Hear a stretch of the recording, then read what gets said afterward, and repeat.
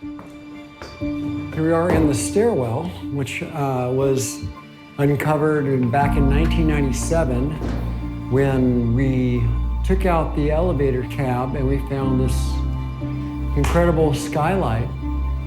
And if you look up here, all the glass is just perfectly stained, and it just gives this incredible soft diffused light, which to me felt like I was in Paris in 1930, finding in some beautiful artist studio.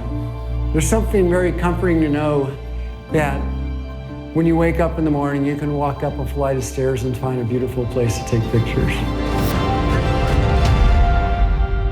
My name is Mark Seliger. I'm a photographer in New York City.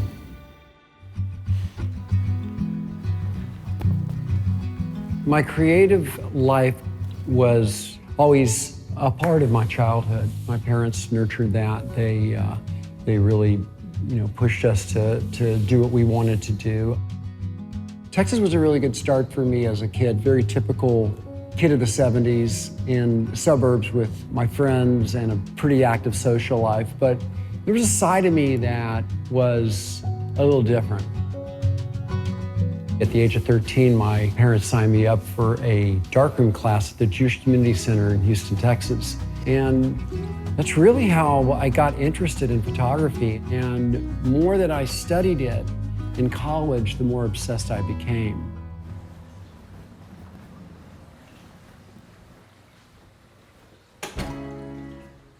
I decided to go to New York, being nudged by a couple of people to apprentice with photographers that were in editorial, because I felt like that might be a good direction for me. There were so many photographers here at that time, and it was just this incredible rush. For me, it really became my home almost instantly. And once I signed on to work with Rolling Stone, that's when things got really interesting.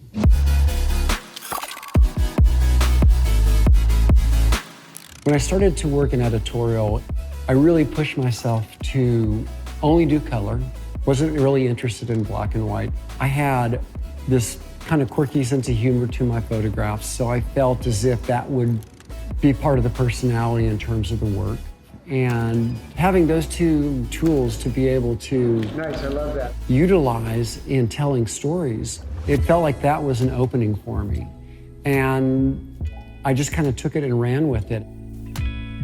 One of my first moments at Rolling Stone, I had an assignment to do a portfolio for their 25th anniversary.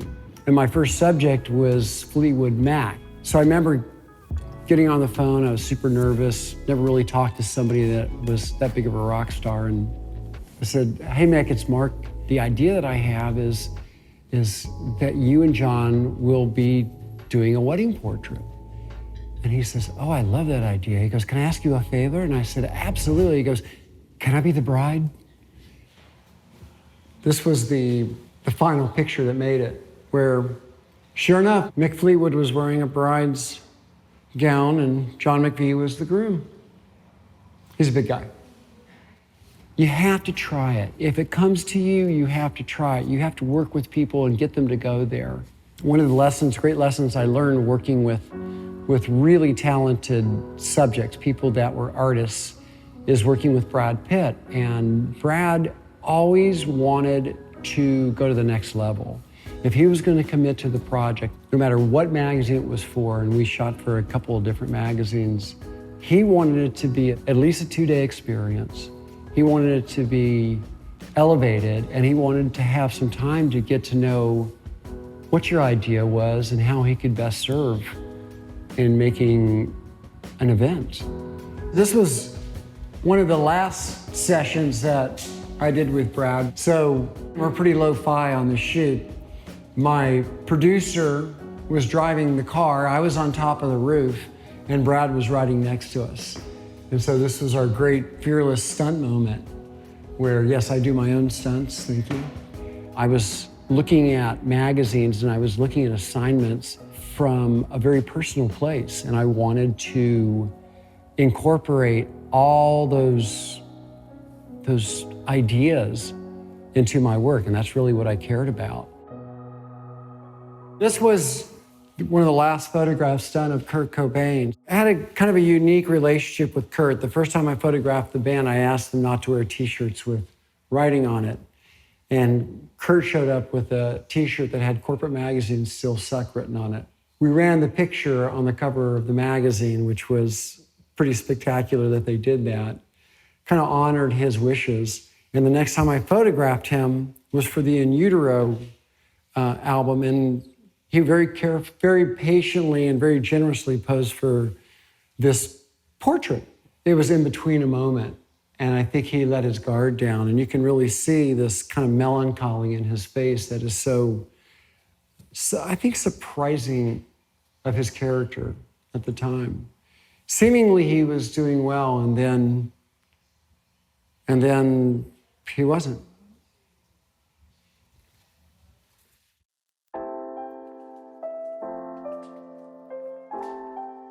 Sometimes the simplest portrait, the most reductive portrait, is still something that you want your subject to be involved with.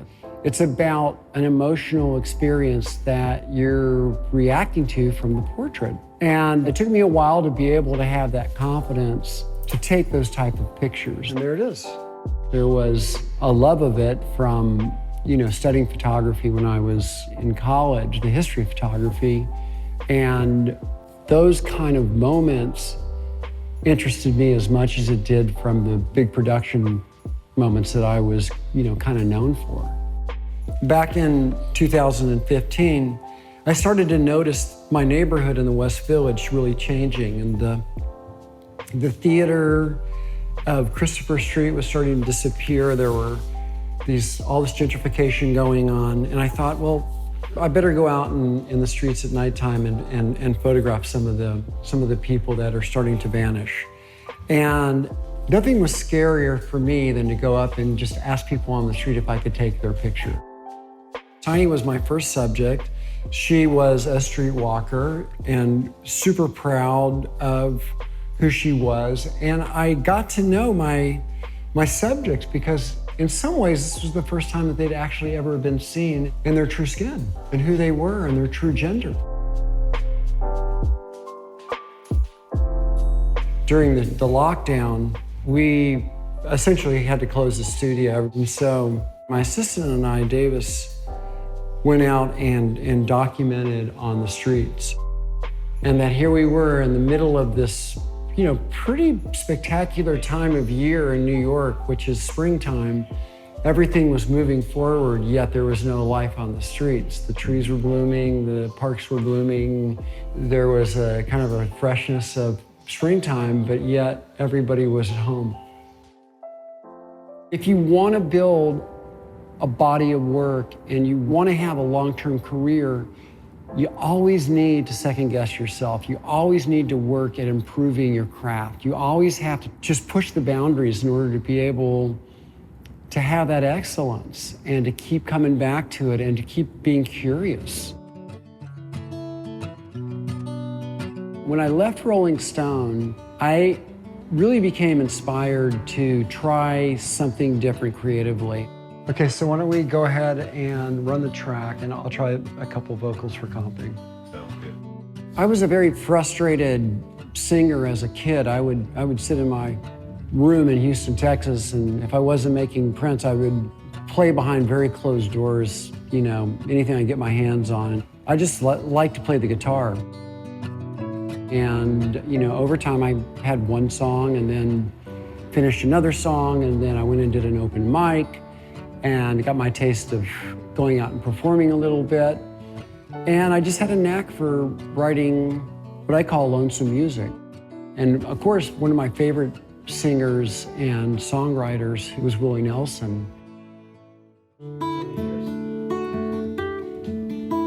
This is that Lenny song he does. Take a ride on a Ferris wheel. County fairs down in Bakersfield.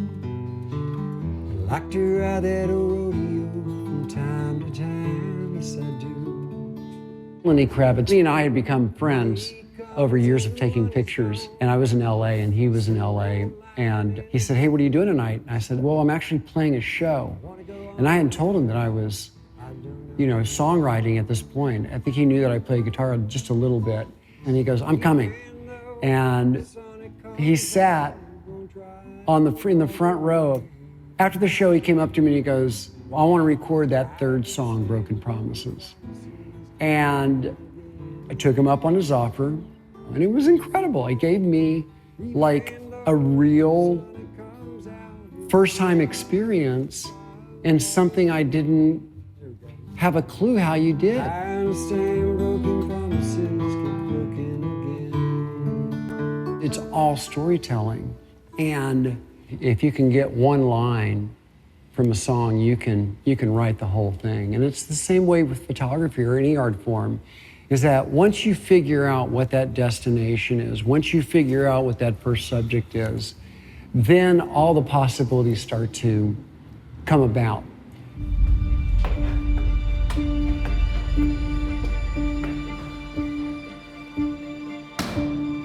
The stairwell project came around when I bought this building.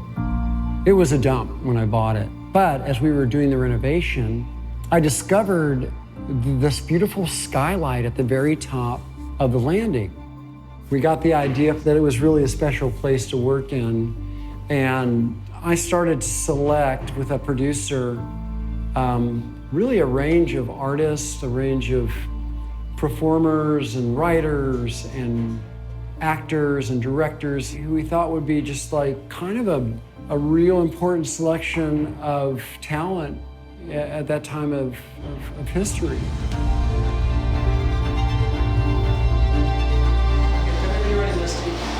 Got it? Ready to action shit? Amazing. Quality is just incredible. Okay, now you're going to trust the head back there really forward. That's good. That's a good job. That's kind of cool.